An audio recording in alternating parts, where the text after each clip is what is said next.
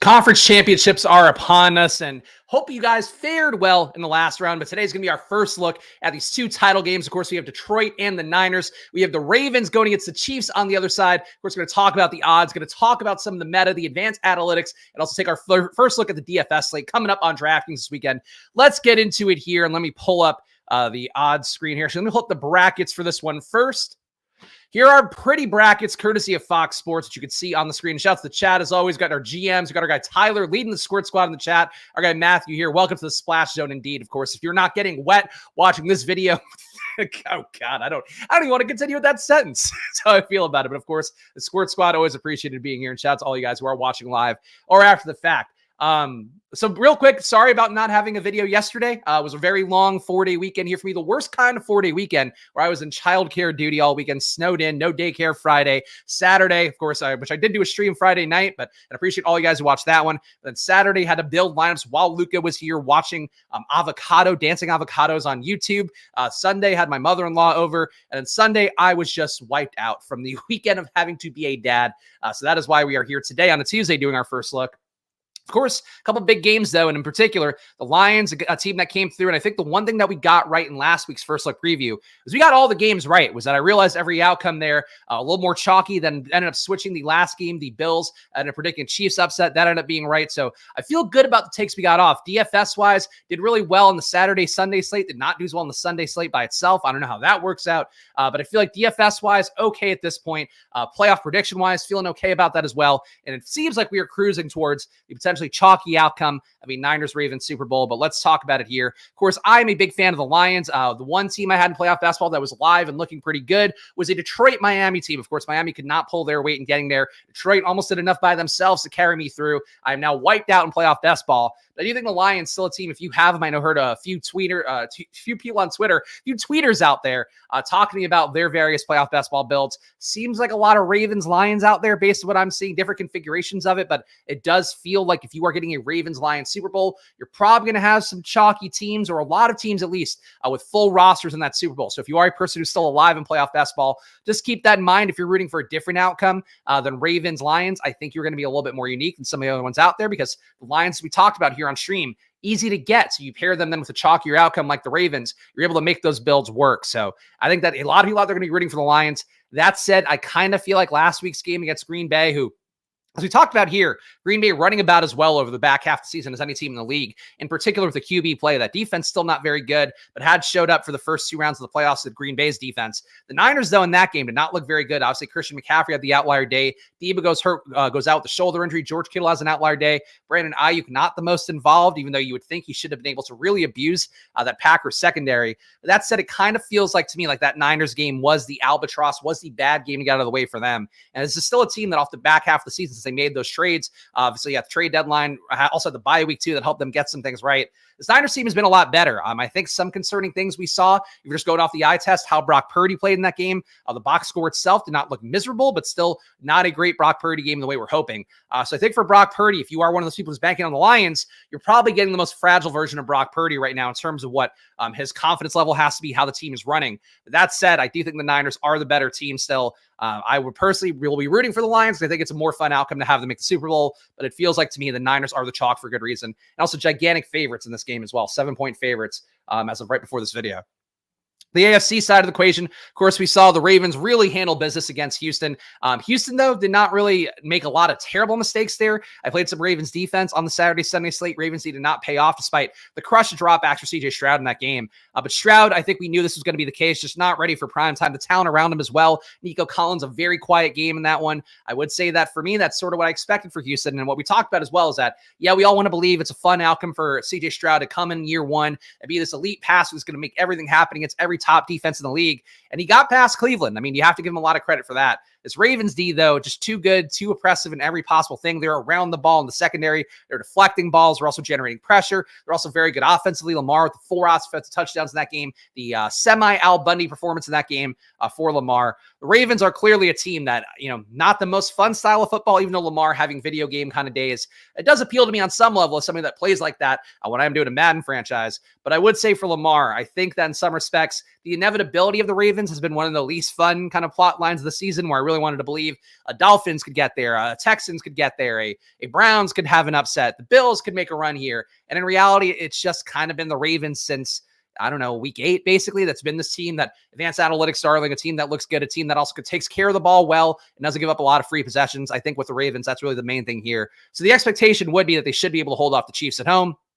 That said, Chiefs obviously did take care of the Bills in that game. A kind of fluky one where Tyler Bass could have tied it up. The Bills also definitely left some points in the field throughout that game, so opportunities on the field in that game.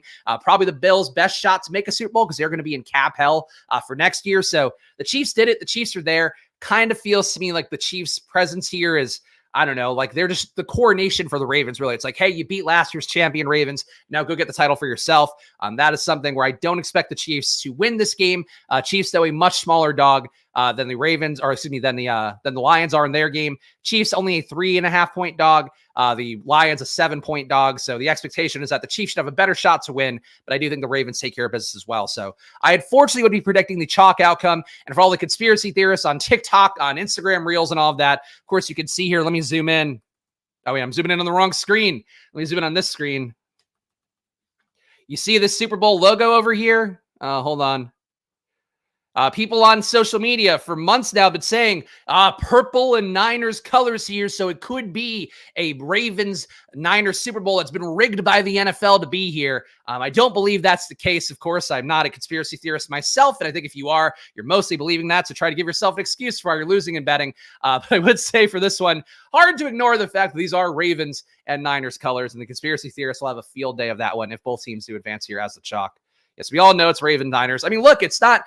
Sometimes you just have to say what the likely outcome is. And look, I'm not going to be contrarian for the sake of it. Again, I would like the Lions to win. I think that they have some dogs there. If they get an early lead, I think we're going to have a better shot of seeing the Lions win because, frankly, the Niners playing from behind is not a place they've been good at all year. But I think really, like, there is a reason why these guys are gigantic favorites. And as I always talk about here, that's the reason why I built probably the best data you have for anything you're going to do out there, even DFS, fantasy football, all that stuff. That's why I kind of comb through the most probable events and then write them up every week for the probable email as well. Is like betting market data is the best you can do for yourself. So ultimately, yes, the betting markets are big fans of Baltimore and the Niners. They have been since honestly, like week 11, week 12, since the Niners started to get things right after the trade deadline.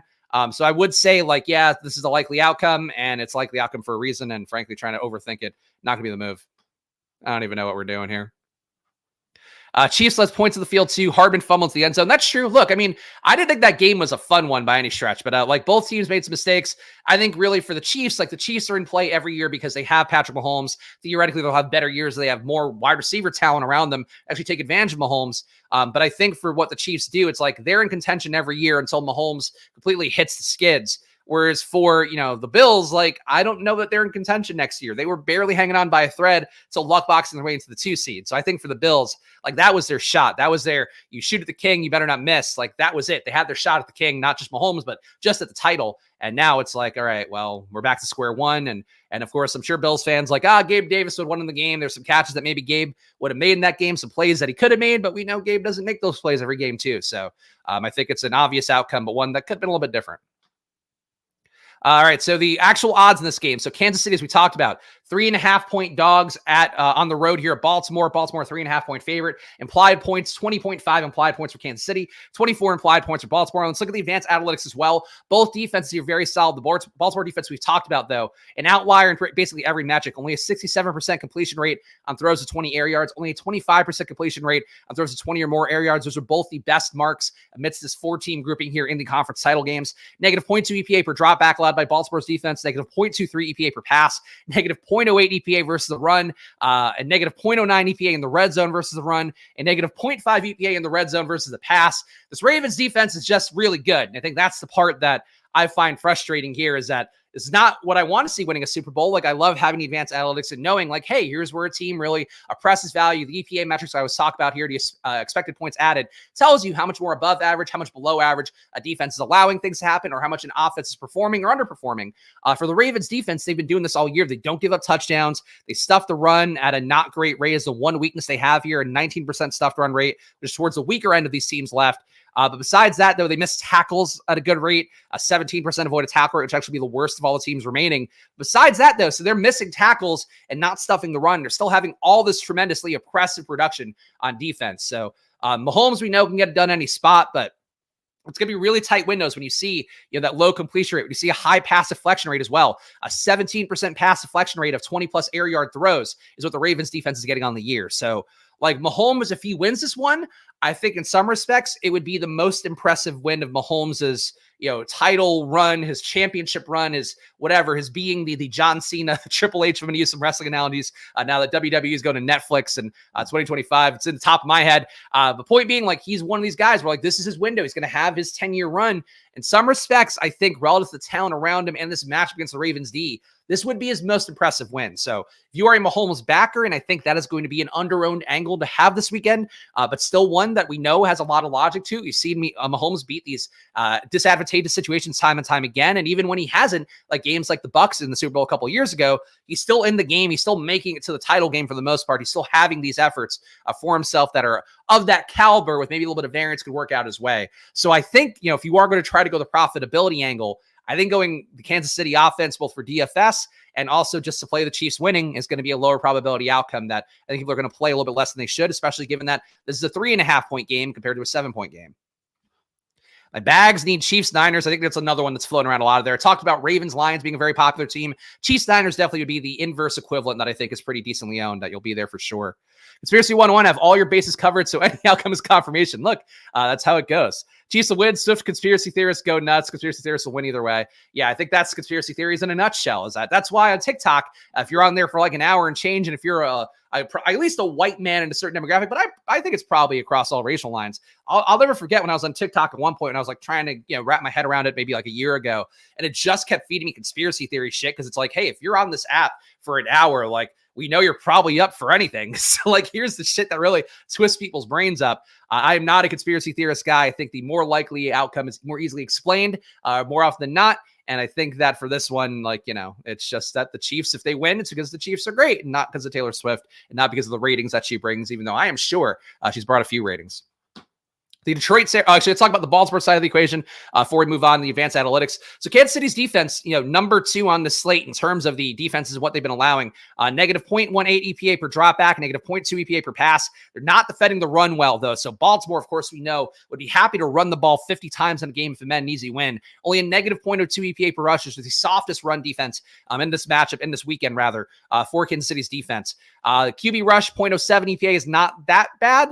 It's still a positive EPA, but QB runs tend to be the most efficient runs, some of the more analytically sound runs you can get out there. So the fact it's only 0.07, not a good sign for Lamar, or rather for the Chiefs defense taking Lamar away, but is a sign that, Lamar is obviously a plus EPA rusher, a positive rusher in terms of everything he does. So the expectation is that the Chiefs are already slightly positive. Maybe Lamar will be a little bit less positive than he normally is, but still be pretty decently positive. And that's kind of the main thing we're looking for. Chiefs defense in the red zone, negative 0.1 EPA per rush, negative 0.23 EPA per pass. Those numbers are both pretty much middle of the tier. The run defense in the red zone, a little bit better than the rest of the teams on the slate besides Baltimore. Yeah, I think really the Chiefs defense is good, just not as good as Baltimore's defense. Is really the main thing I'm seeing here. They play man at a pretty decent rate, a 32% rate they're playing man, something that should benefit Odell. Odell, a much better receiver versus man defense here. 31% target rate, 3.3 yards per route run compared to a 24% target per route run rate and a 1.9 yard per route run. So for Odell, I would think this is a spot where maybe he does get going. That's one thing I would identify right away, where that is a noteworthy split. And he's really the only guy in this Ravens wide receiver core that has a noteworthy split favoring man defense. So I think that's a good spot for Odell. And actually worth pointing out too, Zay Flowers, not good versus man. 1.4 yards per route run, 18% target rate compared to an 18.4% target rate versus zone and 1.9 yards per route run. And also a negative EPA, negative 0.03 EPA versus man compared to a flat 0.5 versus zone. So a very good receiver versus zone. Zay Flowers has been not good, which kind of makes sense. Small guy, can't beat pressure, can't get off the line. I would say that in this situation, it does seem like Odell going to be a strong play and one that we know people don't really flock to. Odell hasn't had an outlier game in a while, so I think Odell in the spot definitely jumps out as an analytically sound play. Lions in their game, 22 implied points for the Lions against 7-point dogs on the road in a game with 51 implied points. That means the Niners have 29 implied points on their end. Niners defense not looking as good as compared to the Ravens.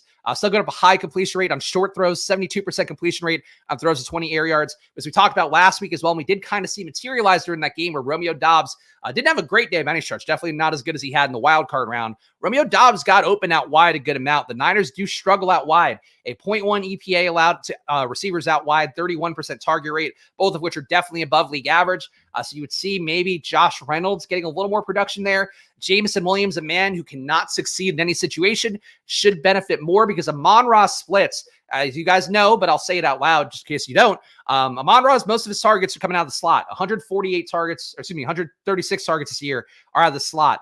23 of them are out wide for Amon-Ra St. Brown. So we're talking about 6x the targets for him kind of out of the slot compared to out wide, whereas Josh Reynolds has 26 out wide compared to 37 out of the slot. Jameson Williams, 22 out wide compared to 20 out of the slot. So I do think this is a situation where Amon-Ra is certainly going to get targeted and get moved around. Obviously, we know the Lions would like to feed Amon-Ra, but if Amon-Ra is going to be chalk on the slate, which we'll find out later in the week when we get the ownership projections and all of that, I think you can move away from him and try to target.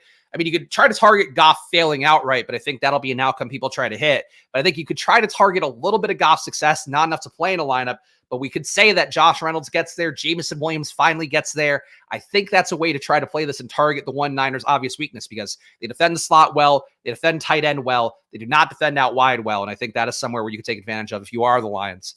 In terms of the run defense, a negative 0.03 EPA allowed by the Niners run defense. So not great, not that bad either. Not great in the red zone, though. If you get into the red zone against the Niners, a 0.12 EPA allowed per red zone rush. So David Montgomery, maybe that's one way to play this and get some Lions in because I don't think the Lions will project that well this week with a low implied total and the fact that, I think, again, a lot of the markets are going to push towards a Niners beatdown here. So if you play a Jameson Williams and a David Montgomery, you are getting two very low-owned Lions who could consolidate the touchdown production in this game and get you away from Amon-Ra St. Brown. That said, it's the playoffs. I think Amon-Ra St. Brown and full point PPR are going to be a tough fade, but I think he is a fade that you can get to a little bit more here. If Andrews plays, you pivot to likely. Most players coming off IR don't do well first game back. I think it just depends on the ownership. I would imagine that both guys get lower owned because people aren't going to want to play likely at, I would assume, is an elevated price tag. And we'll look at the DFS slate in a moment and get a read of what these guys' prices are. But I would assume that I think those guys both ended up lower owned. So I don't know if you're really getting a lot out of there. People won't play likely because Andrews being back in means that Andrews should usurp likely's role with how well likely is played. And the fact that Andrews is coming off of IR, you probably don't see Andrews get the full role. You probably see a little more two tight end sets. Even though Baltimore did not play that a lot before Andrews went out. But with how likely is played, I would think that you see a little bit more of that potentially. We'll see though. Either way though, I think it's probably closer to like a 60-40 split. That's assuming like the best case for Andrews because likely has been really good. So I don't think they're going to want to take him off the field fully. But I think both guys end up lower owned. So I wouldn't necessarily go like, oh, people aren't going to play likely. People are going to play Andrews or vice versa. I just don't think they're going to play either. The Niners defense against Detroit. So Niners, again, 29 implied points in this spot. Detroit's defense is unequivocally the softest matchup here. This is a situation where Detroit's defense, I think, has looked a little bit better against Baker and the Bucs than maybe you'd give credit for. Obviously, still give a lot of fantasy points in that game. That was mostly out of the will, playing from behind for a lot of that game for the Bucs. I think that's part of why that happened that way. But Detroit's defense, 0.03 EPA per dropback, 0.03 EPA per pass, negative 0.1 EPA per rush. So they're technically the best run defense here, besides the Ravens and Chiefs, who are basically in that exact same range. I guess the Ravens in particular in that exact same range. Detroit, though, should get strafed in the pass game. Incredibly high completion rate, 69% completion rate, a very nice number on throws of under 20 air yards. 39% completion rate on throws of over 20 air yards is actually also really good going against the Detroit defense. 0.12 EPA on throws of under 20 air yards, 0.4 EPA on throws of more than 20 air yards. So Detroit's defense is very fertile to take advantage of here. Deebo, of course, banged up in that last game, had the shoulder injury. We'll see if he can go in this spot. I would think that they might be inclined to let him rest. Just because you'll then get 2 more weeks off to heal him up, hopefully for the Super Bowl, and then he can go and risk injury or not. But we'll see how that goes, of course, throughout the week. Maybe Deebo could get a cortisone shot and be good to go. But if that's the case, I would really target this Niners pass game. Honestly, even if Deebo's in, I would target this Niners pass game pretty aggressively. Bad tight end defense as well for the Niners D, 0.11 EPA, 12% target rate, both good numbers. 0.12 EPA playing out wide for the Niners defense. Or excuse me, the Detroit defense going against the Niners here. So they don't defend out wide very well, do limit targets at a pretty good clip.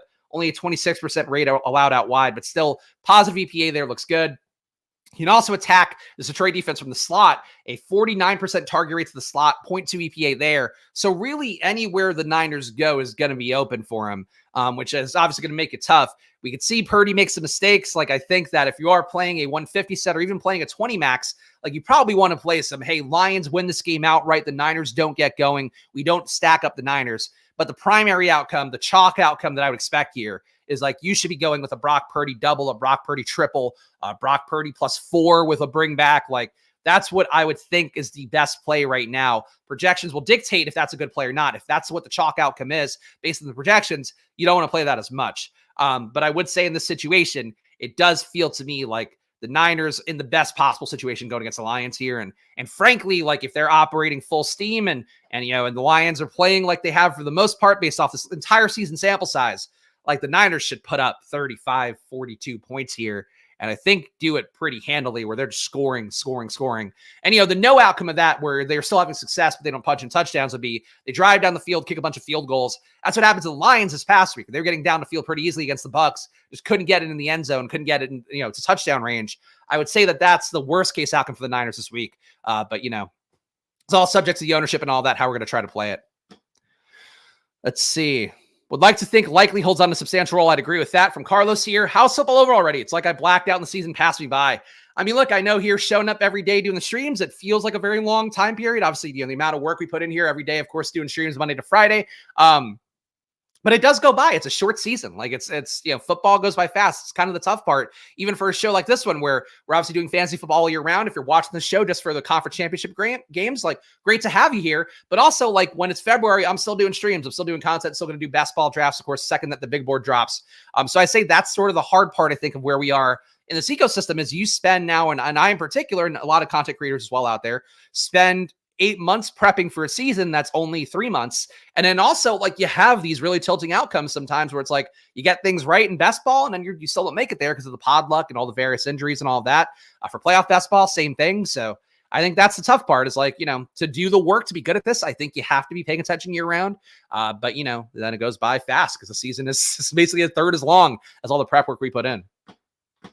Anything else to note here for the Niners? Again, just a really soft matchup for the Niners going against Detroit's defense. Like I would really, again, without seeing the projections, without seeing the ownership, like Niners stack should be here. And, and still like you could do Lamar with a Niners stack. Like, the Lamar rushing upside is going to be there. QBs do run more in the playoff situations because they're not less worried about injuries. Obviously, you're just playing to get to the Super Bowl at this point. So Lamar got banged up a little bit in that game this past weekend, but still came back out there. So for Lamar, I think that obviously he's the QB you want. And I think there are ways to play it. Maybe that's your way to get unique is you play Lamar with a QB +1 and then you play like a Niners stack and you still try to capture that production for the Niners.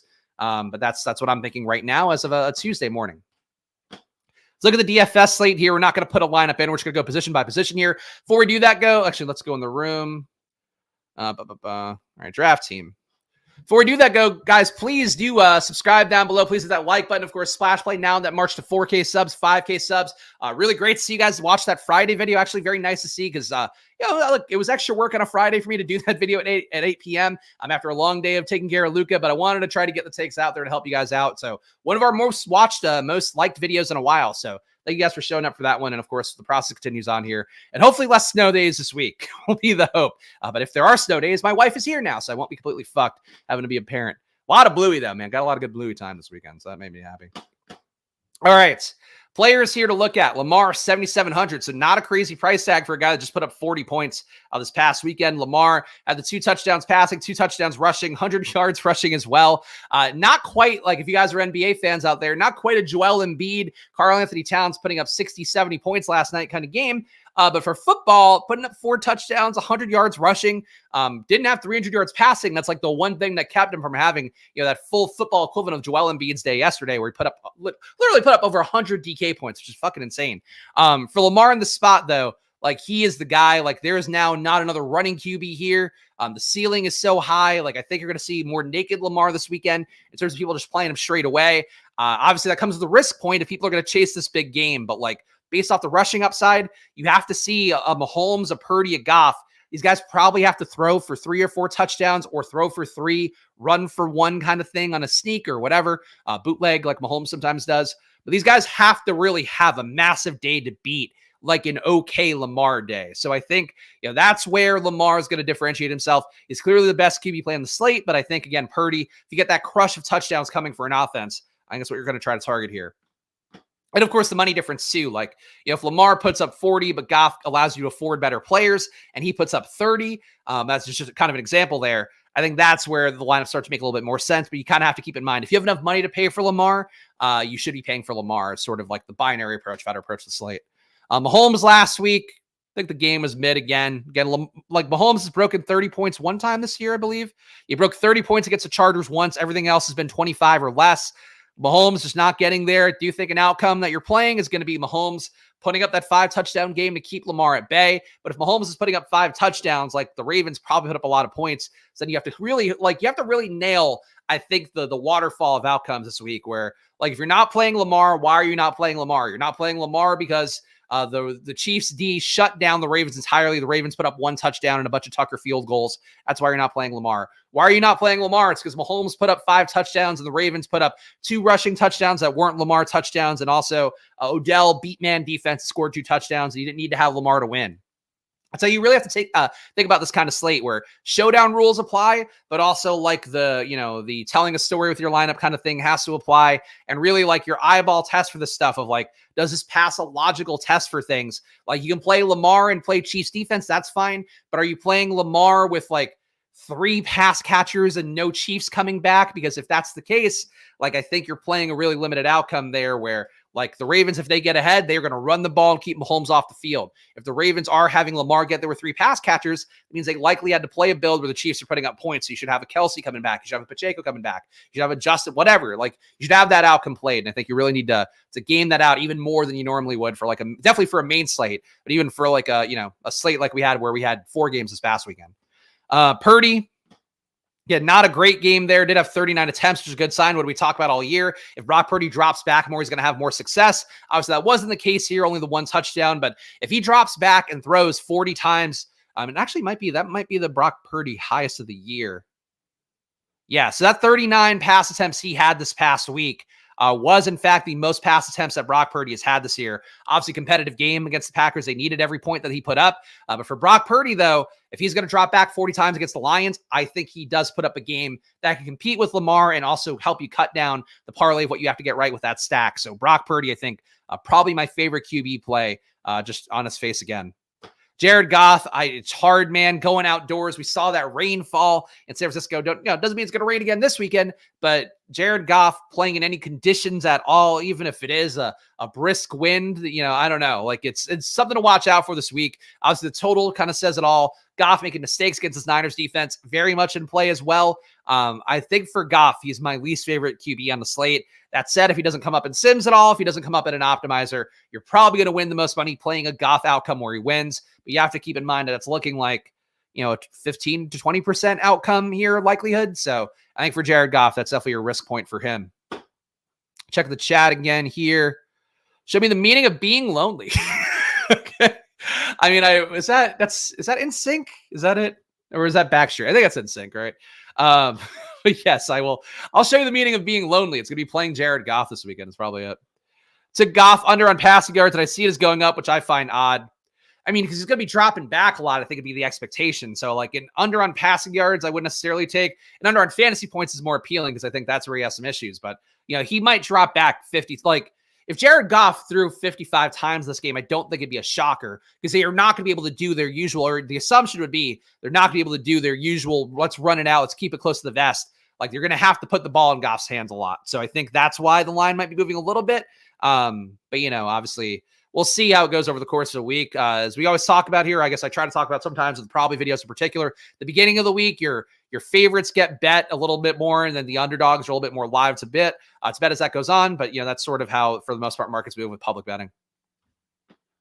I don't think props shouldn't be in for us yet. I don't think, but I haven't looked at NFL stuff. Running backs here. Christian McCaffrey. The assumption would again be that he has a monster day. Christian McCaffrey, you guys might have seen the viral clip of him getting massaged, but he by a guy who was really enthusiastic about it. Honestly, let's see if we can find it really fast, because that was a very funny image that frankly should be something that we have in the StreamYard dashboard here. McCaffrey massage. Where's that image? Give me that image. Where's the guy with the fucking face? Ah, man. McCaffrey leg? Maybe that'll be it. I want to see the video of that guy or the picture of that guy fucking looking like he's jerking off. It's a massage. No, we're just all right. We won't be able to see it. Look it up on your on your own, I guess. But that was one of my favorite memes of the weekend that I did not save apparently.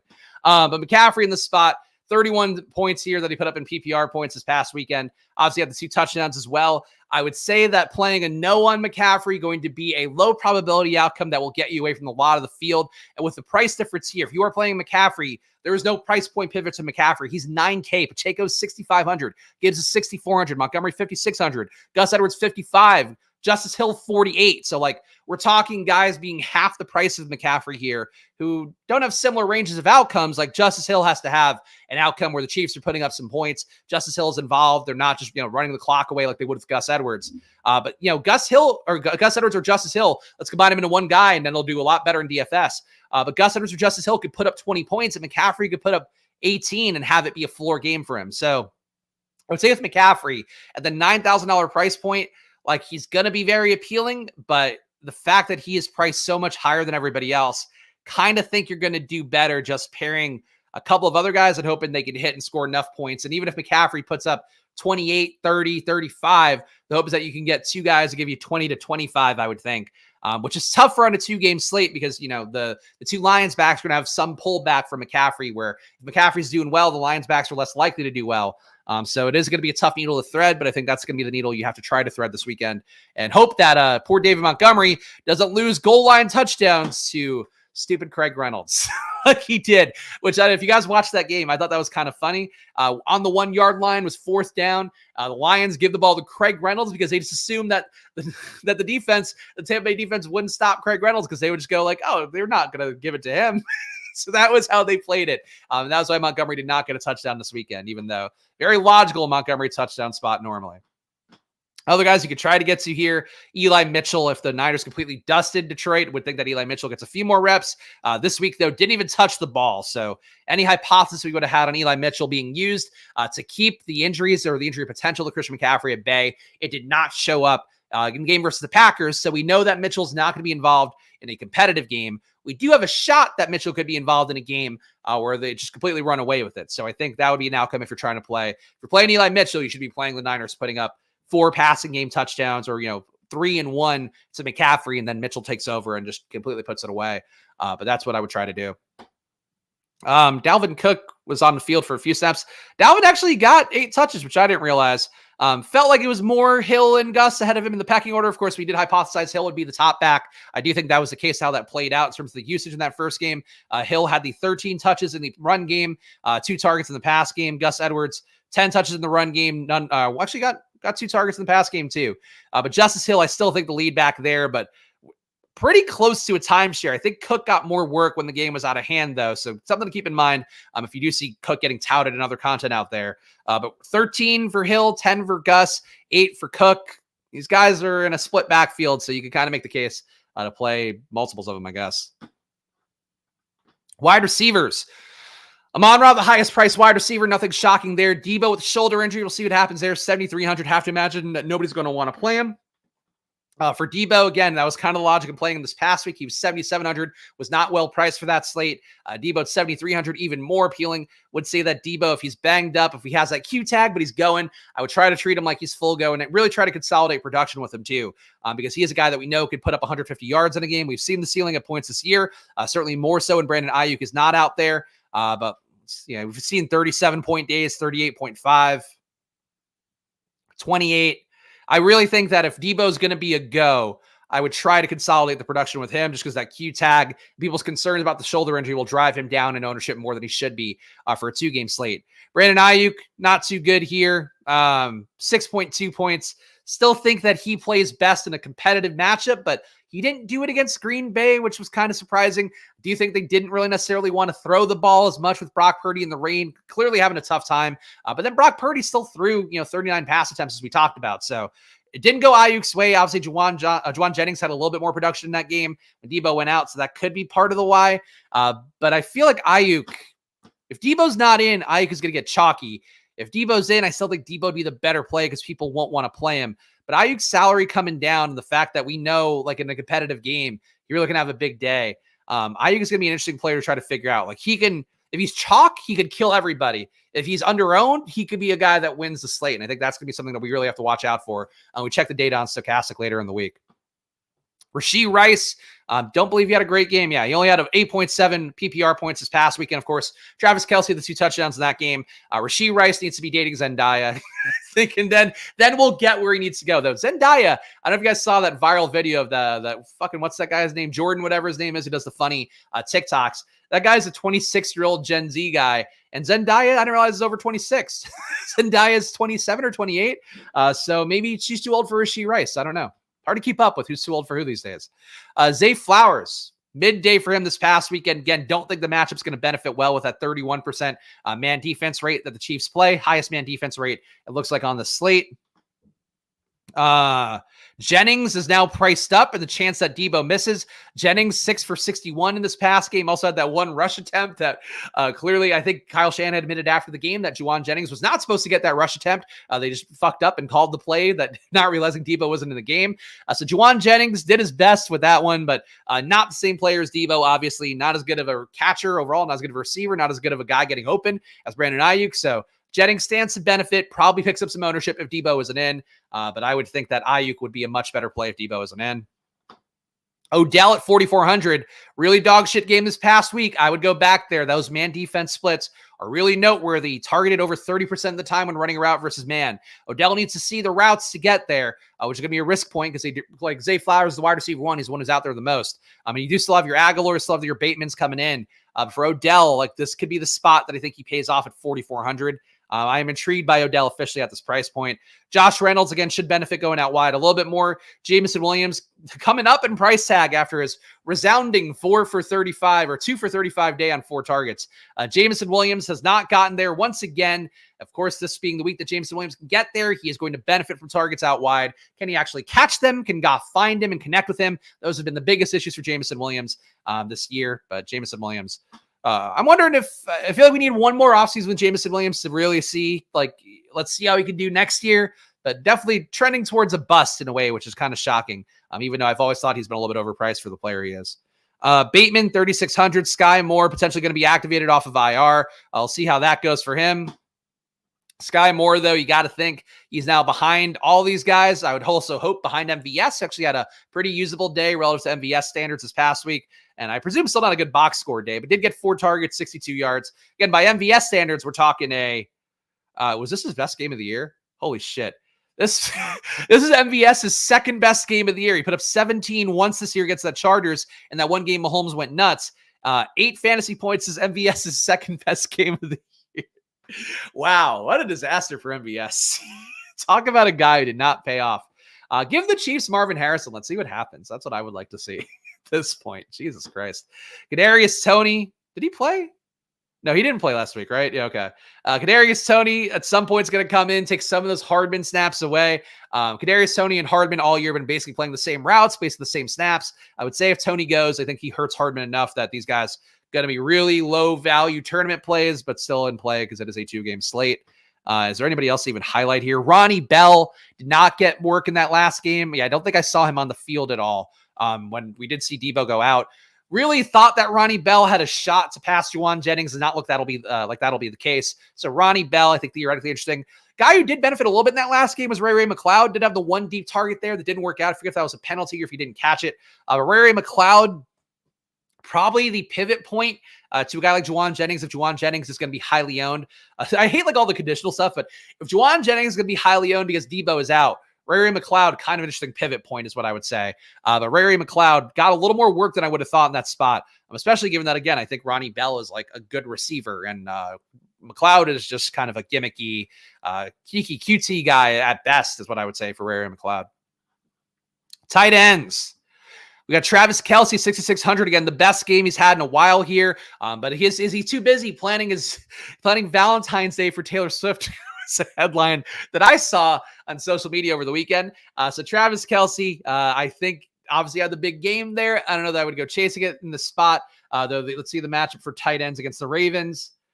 Negative 0.06 EPA allowed by the Ravens defense tight ends, only a 9% target rate. So they've really shut down targets to tight ends on the year. So could be interesting to see that. They also shut down slot targets pretty well, which is another spot that they move Kelsey around to. I think Kelsey gets chased this weekend. I do think Mahomes will look to him, but I'm kind of intrigued by the idea because it's not a good matchup for any of them. Going to Rashee Rice over Kelsey kind of appeals to me. But I think that's really just one guy had the big box score last week, the other guy didn't. And we know that they're both involved enough. So I think Kelsey going to get steamed up, and that is going to be tough. Laporta, 5,400, 11 targets this past week. Again, that knee injury, not a concern for him. Caught 9 of them, 65 yards, no touchdown, though. Keeps him from having a truly great day.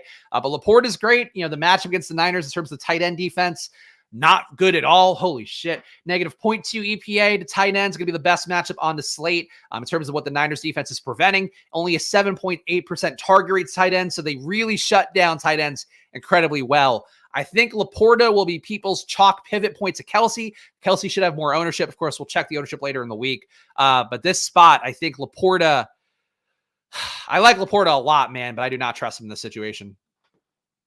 George Kittle, 5,300, best matchup of all the tight ends on the slate, I would say. We know the outside production can be there. He had it this past week, as we'll see here in the little pop-up coming up here. 7 targets, 81 yards, got caught 4 of it for 1 touchdown. I think for Kittle, especially Deebo being out, like any sort of consolidation of targets, be really good news for him. But even if Deebo's in, like Kittle probably gets a little bit less ownership then. I think he's a strong play. I think that Kelsey ends up the chalk this week. We'll see again as we go through the week and run the projections and all of that. But I would say for Kittle in this spot, I think that he's definitely a guy that could get steamed up a little bit, but I don't think he gets to Kelsey heights. And I don't know about Laporta. So Kittle usually get more work without Deebo. All the guys get more work without Deebo. It's just you're missing. They're like the Niners are an offense where the alpha targeters condense everything. We can pull up RotoViz, I guess, if you really want to. But it should be like an increase of like 1 target per game. All right, guys, Steven here is late. Steven, I saw complaining to Triple H about WWE going to Netflix. So I hope Steven, I hope that works out for him. But Steven not going to change his subscription services is what I saw. Where do I log in? I have an account here, which you guys ignore the name on it. But I do have an account. All right, here we go. We'll look at the game splits real fast for these guys on the Niners, just to confirm it. But yes, like I would say that Kittle definitely will gain. All right, so let's see. Kittle. I always put these ones in the wrong spot at first, so bear with me if I did that here, but I don't think that's the case. All right. No, not AJ Brown too. What year? Let's keep this cap the last 2 years. All right, so in the split, okay, so these are actually insane splits for Kittle in the last 2 years. Kittle, 25 games with Deebo in the split, 11.5 PPR. 6 games out of the split with Deebo out, 20 points PPR. The reception difference is not high enough to justify that. We're talking 5.2 receptions without Deebo compared to 3.8 with Deebo. 1 touchdown is the big difference point there. 1 touchdown per game compared to 0.44 with Deebo. 7.3 targets compared to 5.3. So we're talking 2 more targets for Kittle. So that is definitely noteworthy. Brandon Ayuk going to see a boost. I don't know if it's going to be as noteworthy as Kittle's. And again, I wouldn't take that as like gospel. We're talking about a 6-game sample size. Why is it not? Okay, there we go. Brandon Ayuk splits 14. So that's actually surprising to see. Ayuk splits not as prominent. Still a better player without Deebo, which you would expect. There's just like a bare minimum. You have to be better without having a guy like Deebo in. But 27 games without Deebo, 27 games with Deebo, 6 without. 14.5 PPR points with Deebo compared to 15.1 without. 4.5 receptions with Deebo compared to 5.3 without. So you're definitely seeing an increase in opportunity for Ayuk, but he's not taking advantage the same way as Kittle has. Where Kittle, it seems like, is a level above. Ayuk is kind of just a slightly better version of himself. And last, but actually, let's look at McCaffrey too. Why not? Christian McCaffrey in games with Deebo, 22 with Deebo, 22.3 PPR points, 11 games without Deebo, 22.7 PPR points without Deebo, slightly more receptions, slightly more targets, but not enough either. Does feel like McCaffrey more of an Ayuk type of player where it is a slight boost for him coming up above where he is normally. And Juwan Jennings for our last one here.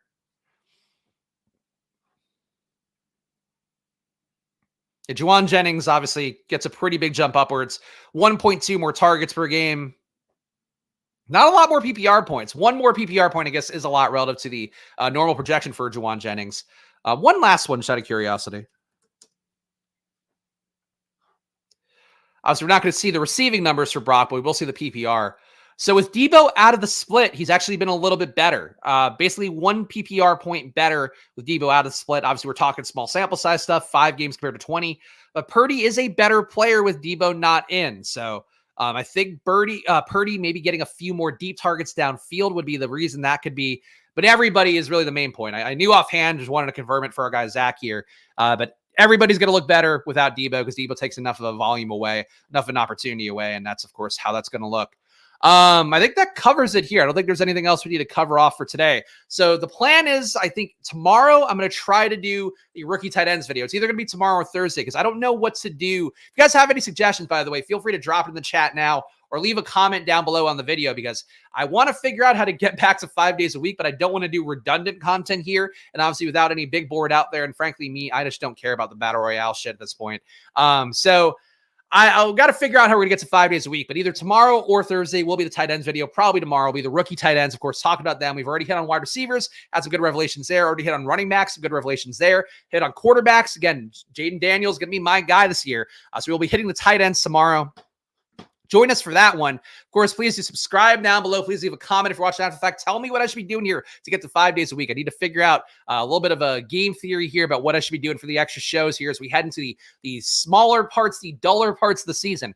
So help us out here. Subscribe down below and let me know what you want to see me do on here. Happy to take suggestions. I have not updated this because I've just been low on time, but I will be updating tomorrow. So if you're not a paying member, you can get on this board right now by joining down below, $4.99 a month. You get all my data. You get the custom emojis, VIP badges here on the channel. You also get access to some premium content we'll have coming out throughout the course of this entire 2024 once we get finished with the regular season and the playoffs. So check it out here. Hit that join button down below, $4.99 a month. Helps you support the channel, helps you support me, helps us keep it going here and keeping the volume of shows up. And I'll be back with that one updated tomorrow. And check out Probably as well. Again, if you want to support the show, another great thing to do is support yourself, is also get the best data to win bets in your life. Of course, we track data from the winningest sportsbooks around the world, find the best bets today and every day across every sport, across every league. And that includes NBA, where we've been crushing lately. Obviously, also includes college basketball, MMA, soccer, tennis, whatever sport, hockey, whatever you want on there. We do have bets that'll help you win money on there. And sometimes those other sports are a lot less efficient even than NBA. Like NFL's the most efficient, NBA, I would say second most efficient, MLB pretty close there. But hockey, women's basketball, men's basketball, college, like those are sports you can take advantage of for sure over and over again with our Probably data. So check it out for yourself. Save 50%. And again, help me support my business and it'll help me do more shit for Splash Play. And that's sort of how it goes.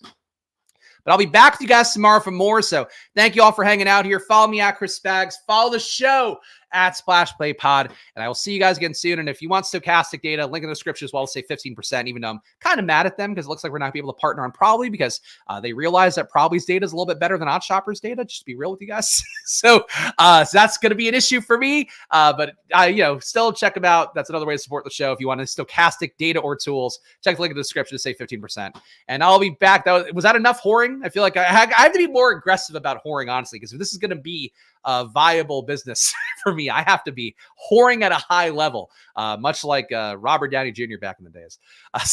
So I'll be back tomorrow with something. Tomorrow, more likely than not, with rookie tight ends.